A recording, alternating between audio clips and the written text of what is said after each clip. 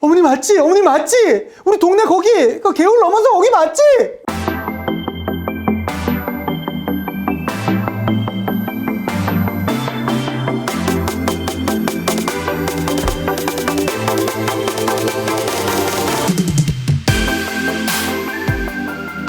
안녕하세요. 반갑습니다. 여러분의 역사 완성자 이상한입니다. 여러분, 인터넷 강의 중에서 제일 중요한 게 뭔지 아세요? 완강.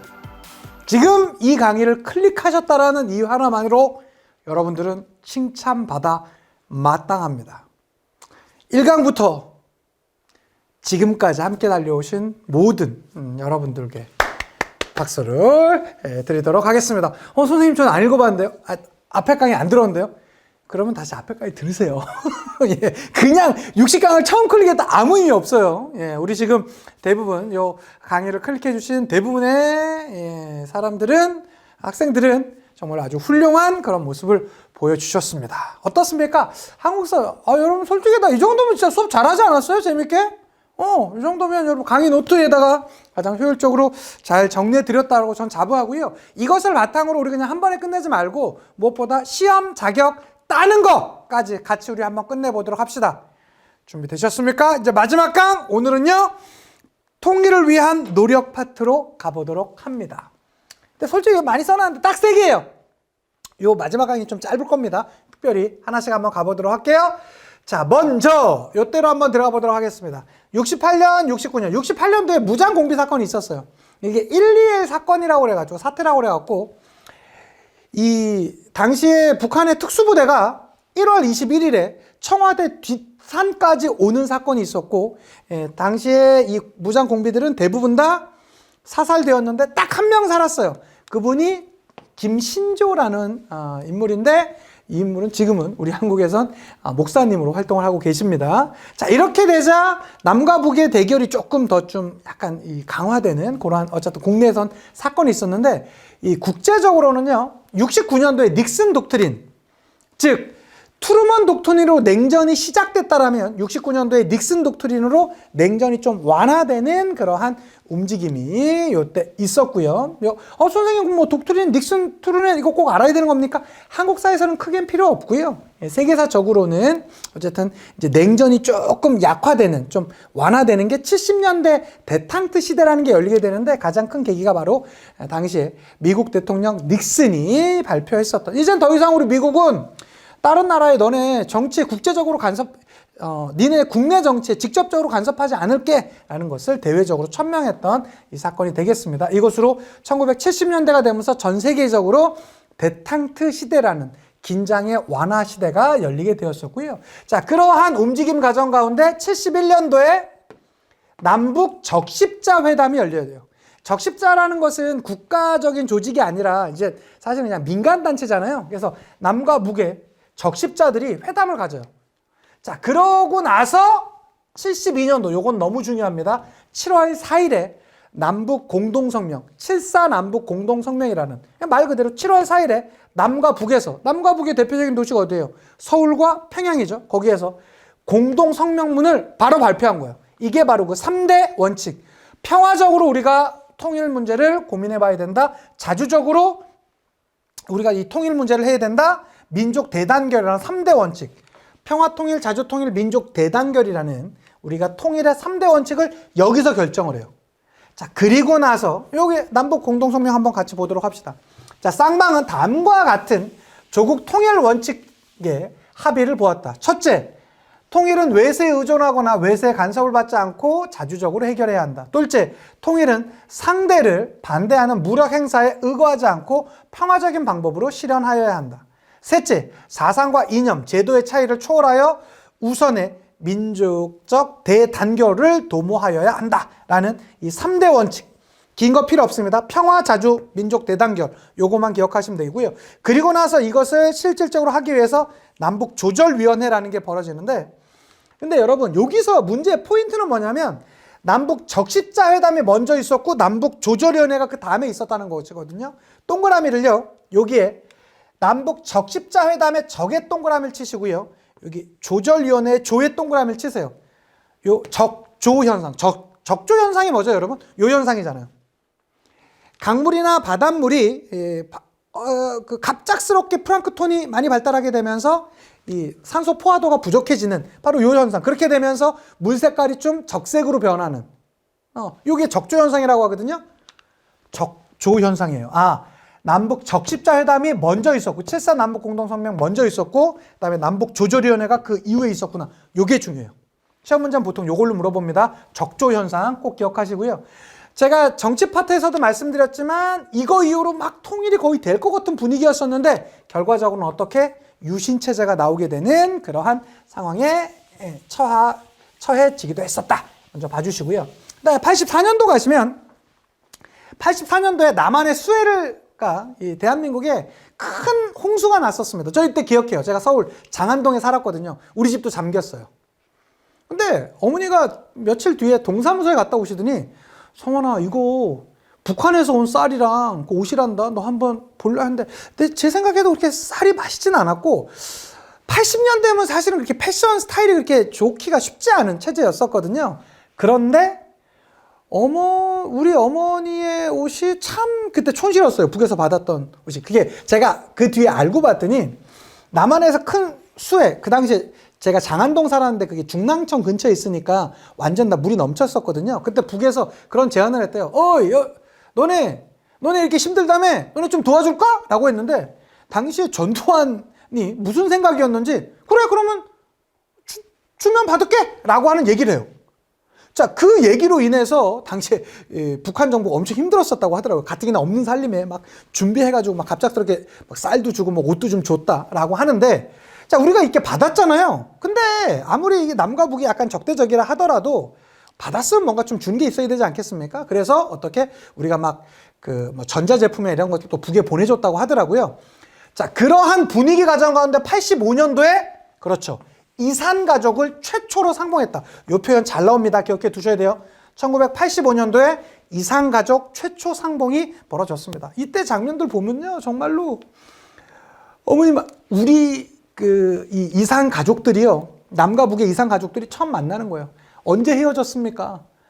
1948년도에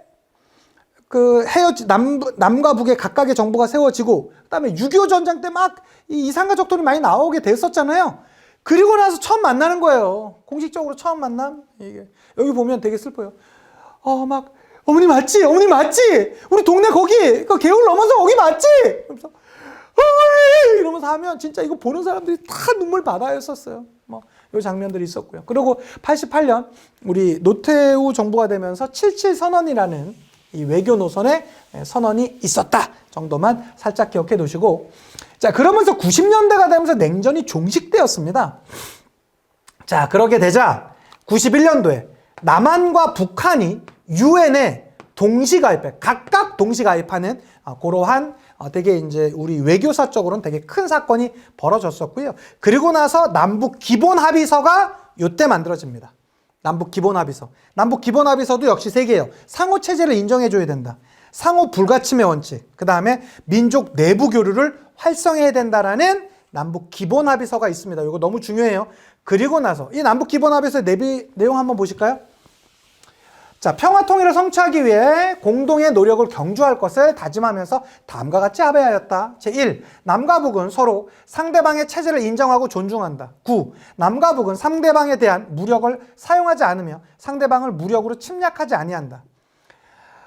17. 남과 북은 민족 구성원들의 자유로운 왕래와 접촉, 이것이 민족 내부 교류를 확대하는 바로 그런 거 아니겠습니까? 자, 그래서 요때쯤 남북의 유엔을 동시 가입했었고요. 그리고 나서 남북 기본 합의서 있었다라는 거, 요거 꼭 기억해 두셨으면 좋겠고, 그 다음에 요때쯤 북방 외교가 나오게 됩니다. 소련과 중국 국가들과 어떻게 외교가 취해졌었고요. 90년도에 어디? 소련과, 그리고 92년도에 중국과 수교를 맺게 되었었다라는 거. 자, 그리고 나서 요거 여러분 기억해 두셔야 돼요. 적조 현상 제가 이렇게 말씀드렸었는데, 남북 기본 합의서 앞에 있었던 게 남북한 유엔 동시 가입이었었고요. 그다음에 기본 합의서 있었고, 기본 합의서 이후에 나오는 게 한반도 비핵화 선언이에요. 이게 92년이에요. 요거 기억해 두셔야 됩니다. 나옵니다. 그래서 UN 남북한 동시 가입, 그다음에 남북 기본 합의서, 그다음에 한반도 비핵화 선언. 요거 기억해 두시면 좋겠고요. 자, 그러한 상태에서 97년 12월 대선에서 평화적 정권 교체가 진행되었었고요. 이때부터는 햇볕 정책이 나오게 돼요. 햇볕 정책이 뭐냐면 그 전에는 북이랑 강대강으로만 붙었는데 우리 이렇게 하지 말자. 자, 그 되게 유명한 이야기 중에 그런 이야기가 있죠. 저기 지나가는 신사가 있는데 그의 외투를 벗기려고 바람과 햇님이 내기를 해요. 그러자 바람이 헤이, 저거 한방감이지 했더니 그 지나가는 사람이 왜 이렇게 추워졌어 하면서 옷을 이렇게 다시 여미죠. 자, 그러자 바람아 나와봐. 그렇게 하는 게 아니야. 따뜻 이러자 날씨가 이렇게 좋아졌네 하면서 외투를 벗고 갔다는 그 일화에서 나온 얘기죠. 즉 북을 강대강으로만 할 것이 아니라 따뜻하게 이렇게 품어주고 햇볕을 계속 비춰주면 오히려 남과 북이 대화의 장이 열리고 이것이 통일의 기본 원칙으로 간다라는 그것이 바로 햇볕 정책이에요. 이거에서 대표적인 게 98년도부터 금강산 해로 관광이 열리면서 이것이 북한의 관광 수입으로 어느 정도 인정해주는 모습도 있었고요. 이때 제일 유명한, 지금은 뭐 우리나라에서 제일 큰 기업이 삼성이라고 하지만 이 90년대까지만 하더라도요, 우리나라에서 제1대 기업은 현대였습니다. 현대. 그 중에서도 우리나라 최고 부자는 정주영 씨였는데, 정주영 씨가 이 황해도에서 소 한 마리 판 돈으로 이 도망쳐 내려와서 소 한 마리 갖고 내려와서 우리 이 남한의 최고의 부자가 된 거예요. 그러면 어떻게 되었어요? 내가 이걸 갚아야 되지 않겠냐? 라고 하게 되면서 소 500마리와 그 트럭과 함께 소떼 방문을 한 것이에요. 이것이 그 유명한 정주현의 소떼 방문입니다. 소떼 방문. 자, 이러한 금강산 해로 관광과, 요 해로 관광은 뭐 지금의 동해안의 묵호항이나 이 일대에서 배를 타고 갔던 관광이고요. 정주영의 소떼 방문. 요것은 2000년 이전에 있었던 사건들입니다. 자, 이러한 노력들로 인해서 남북한 정상회담이 2000년에 최초로 벌어지게 돼요. 남북 정상이 만나는 것은 최초였습니다. 2000년에. 그래서 그 합의문이 나오게 되는 게 6.15 남북 공동선언입니다. 그래서 요 파트는 여러분 시험 문제가 간단해요. 72년도에 7.4 남북 공동성명, 91년도에 남북 기본합의서, 그 다음에 2000년에 있었던 6.15 남북 공동선언. 요 세 개만 구분하면 됩니다. 남측에서는 통일 방안을 연합 제안을 주장하고 북측에서는 낮은 단계 연방제. 이거 구체적으로 몰라도 돼요. 이런 건 깊게 안 물어봐요. 어쨌든 그 전까지는 다른 점만 확인을 했었는데 봤더니 우리가 그래도 비슷하게 공통점으로 갖고 있는 것이 있네. 공통점을 확인했다. 그러면 이것을 더 발전시키면 우리가 통일로 갈 수 있지 않겠냐라는 얘기가 나오게 되었었고, 이 내용을 한번 보도록 하겠습니다. 자, 공동선언의 6.15 남북 공동선언의 내용은요. 1. 나라의 통일 문제를 우리 민족끼리 서로 힘을 합쳐 자주적으로 해결해 나가기로 하였다. 2. 나라의 통일을 위한 남측의 연합제안과 북측의 낮은 단계 연방제안이 서로 공통성이 있다고 인정하고 이 방향에서 통일을 지향하기로 하였다. 4. 경제협력을 통해 민족경제를 균형적으로 발전시키고 사회, 문화, 체육 등의 협력과 교류를 활성화하여 서로의 신뢰를 다져나가기로 하였다라고 이렇게 얘기를 하고 있고요. 자, 그리고 나서 경의선, 서울과 의주 간의 그 철로를 복원했었고요. 금강산 육로 관광, 마지막으로 개성공단 추진. 여러분 요거 기억하셔야 돼요. 남북 정상회담 이전에 있었던 햇볕 정책의 내용과 이후에 있었던 내용을 구분해 두셔야 됩니다. 금강산 해로 관광, 남북 정상회담 이전에 있었고요. 정주영 소떼 방문 요 두 개는 2000년 이전에 있었습니다. 자, 그러다가 남북 정상회담 이후, 즉 6.15 남북 공동선언 이후에는요. 경의선 복원, 그다음에 금강산 육로 관광입니다. 요건 육로로 가는 거. 그다음에 개성공단. 생각보다 개성공단 이런 건 많이 나오죠. 그거 구분해 두셨으면 좋겠고요. 자, 그러한 모습에서 그 이후에 노무현 정부에서는요. 햇볕 정책을 계승했어요. 그러면서 10월 4일에 2차 남북 정상회담. 1차 남북 정상회담은 김대중 정부 때, 2차 남북 정상회담은 노무현 정부 때입니다. 그래서 14 남북 정상선언이라는 그런 선언이 있었다. 그렇지만 요 사이에 정권이 바뀌었고요. 이명박 정부 때는 천안함 사건이 있었고, 그리고 2010년에 또 연평도 포격이 나오게 되면서 또 남북 간에 대치하게 되는 그런 모습이 있었다가 2018년 한참 쭉 뛰죠. 여기에 이제 박근혜 정부도 있었고 그 이후 이제 문재인 정부가 들어서면서 3차 정상회담이 진행되었었고요. 가장 대표적인 게 4.27 판문점 선언이 있었고, 이것이 되게 우리가 통일의 거의 주춧돌이 될 것 같다라는 분위기로 갔었는데, 그 이후에는 또 다시 이제 외교적인 문제 등으로 인해서 좀 지금은 사실 남북관계가 사실 그렇게 유연하진 않죠. 그러한 상황까지 놓이게 되었었다. 그래서 정리를 하자면 여러분 이렇게 돼요. 우리 마지막 강의에서 이 내용 봅시다. 72년도에 있었던 거 7.4 남북 공동성명입니다. 무슨 위원회? 남북 적십자 회담, 그 다음에 조절위원회, 적조현상, 요거 꼭 기억하셨으면 좋겠고, 91년도엔 남북 기본합의서인데, 기본합의서 앞에 있었던 게 남북한 유엔 동시가입, 그리고 기본합의서 이후에 있는 게 한반도 비핵화 선언이었습니다.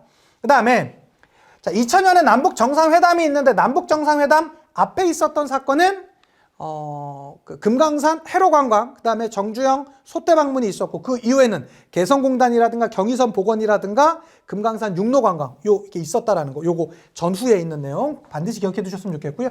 2007년도에 2차 남북 정상회담으로 인해서 14 남북 정상선언이 있었다는 거. 요 크게 보자면 요 세 개고요. 하나 더 넣어준다면 여기 2007년에 있었던 2차 남북 정상회담 정도가 나올 겁니다. 그래서 요 정도 보시면 좋겠고요. 요게 생각보다 매번 한 문제씩은 나오거든요. 문제 풀어보고 대장정에 마무리를 하도록 하겠습니다.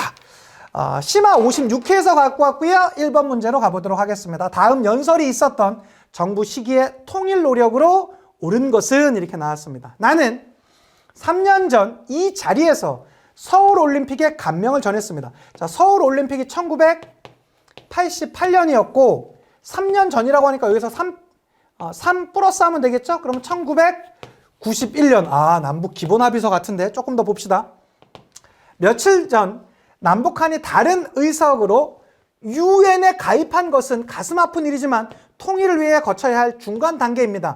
남북한의 두 의석이, 그러니까 두 개 각각의 그 자리가 하나가 되는 데는 오랜 시간이 걸리지 않을 것으로 믿습니다. 이거 1991년에 있었던 바로 그 유엔 연설이었었고요. 이것은 누구요? 노태우 정부 때죠.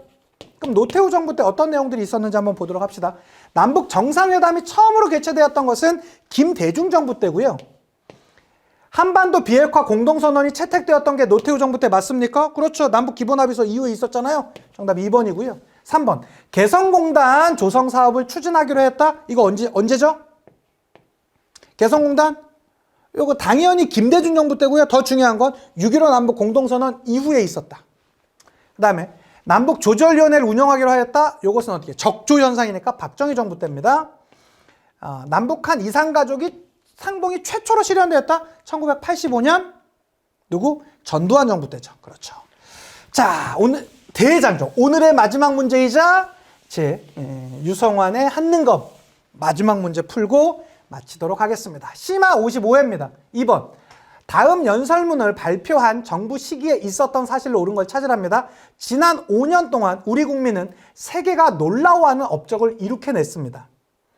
외환 위기를 맞이하자 우리 국민은 금모으기를 전개하였답니다. 금모으기 나왔으면 이거 누구 정부 때고요? 김대중 정부 때가 되겠고요. 이 김대중 정부 찾아가 보도록 합시다. 1번입니다. G20 서울 정상회의가 개최되었던 것은 이명박 정부 때입니다.